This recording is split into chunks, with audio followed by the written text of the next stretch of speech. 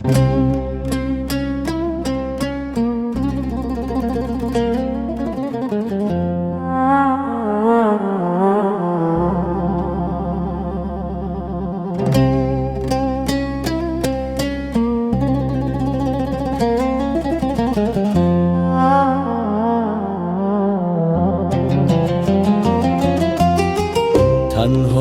گواه ما شد خدا تا این جهان برپا بود. این عشق ما بمانند به جا، ای ساربان کجا می رویی؟ لیلای من چرا می بری؟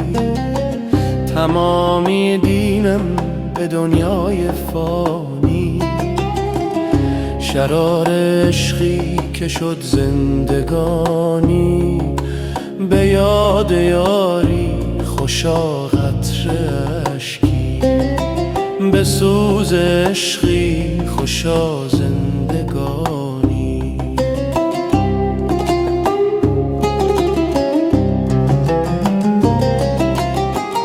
همیشه خدایا محبت دلها به دلها بماند، بسان دل ما که لیلی و مجنون فسانه شود. حکایت ما جاودانه شود. تو اکنون ز عشقم گریزانی، غمم راز چشمم نمیخوانی.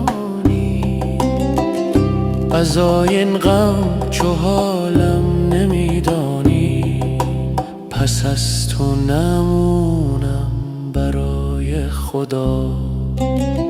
تو مرگ دلم را ببین و برو، چو طوفان سختی ز شاخ غم.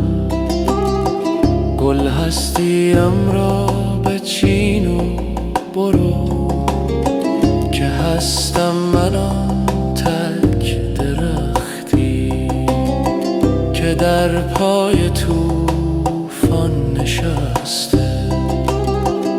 همه شاخه های وجودش زخشم طبیعت شکسته.